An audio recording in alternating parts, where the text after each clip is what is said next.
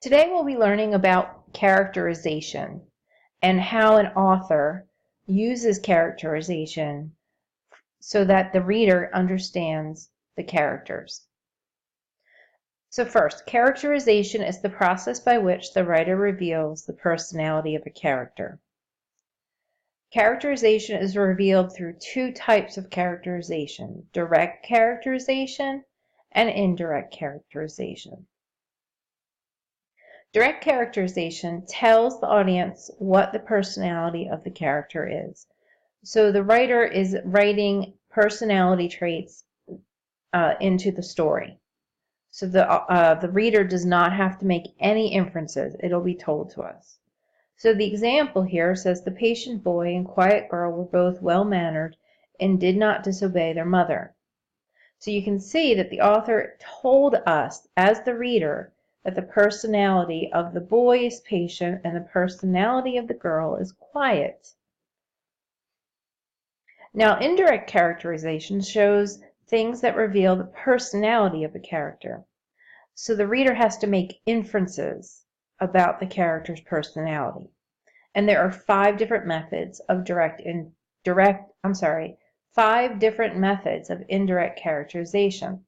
And we're going to use the mnemonic device STEAL to help us remember those five types of indirect characterization.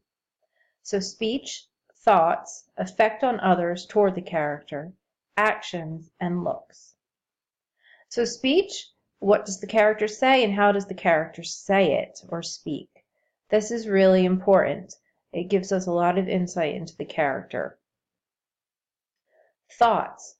What is revealed through the character's private thoughts and feelings? So what is the character thinking and feeling? Okay?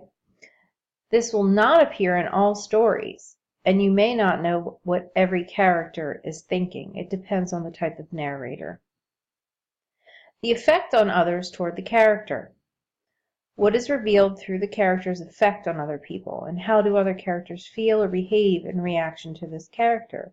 So basically, how do other characters feel about this character? How do they react when this character is around? Because that can tell us a lot about a character, just like it can tell us a lot about a person. And the actions.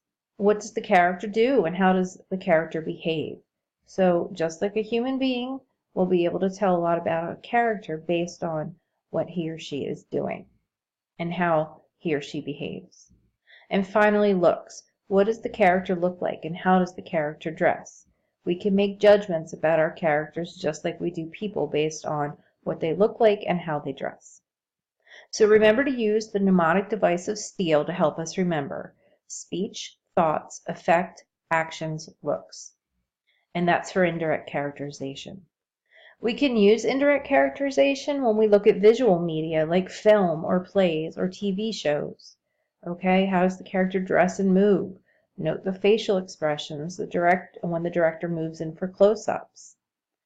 Okay, so as an example, we're going to show of indirect characterization. Let's think back to a children's story, The Cat in the Hat. We're going to use the mnemonic device of STEAL to figure out some information about the cat. So through speech, many of the words spoken by the cat at the beginning of the story have an upbeat connotative meaning. Connotative means how a word makes us feel. So for instance, the cat says to the children, "But we can have lots of fun that is funny."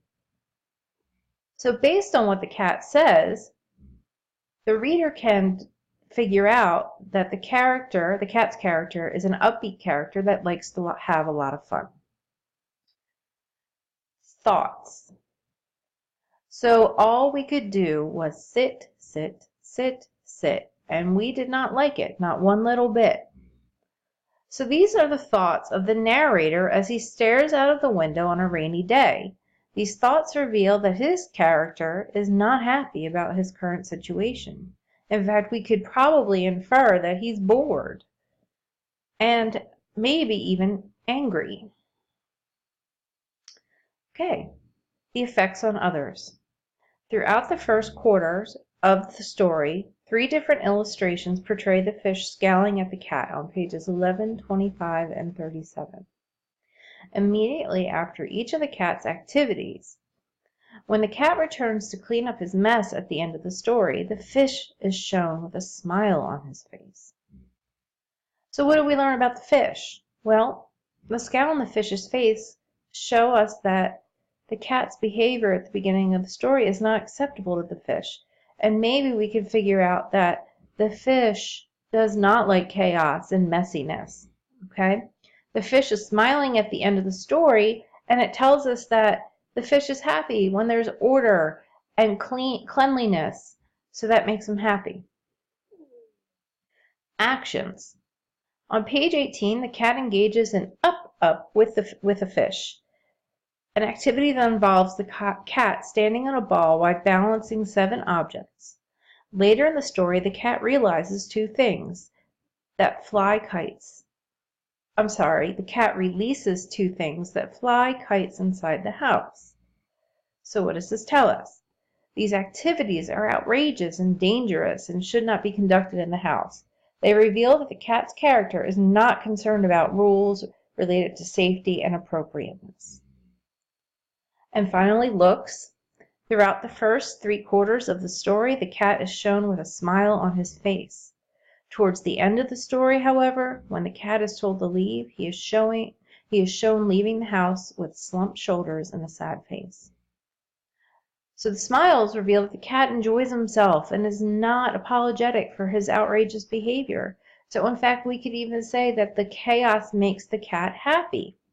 Whereas at the end, the frown and the slumped shoulders at the end of the story show he is not enjoying himself anymore. So what do we know? So the cat at the beginning with the chaos is happy, but at the end when he is scolded and he has to clean and everything, he doesn't like it, and that makes him sad or angry. So basically, remember there are 2 types of characterization: direct, when the narrator or the author directly states a personality trait of a character, or indirect characterization, when the reader has to make inferences about a character trait or a character's personality, and we can use the mnemonic word STEAL to help us remember that. So we want to do that through the speech, thoughts, effect on others, actions, and looks. So let's try that with To Kill a Mockingbird.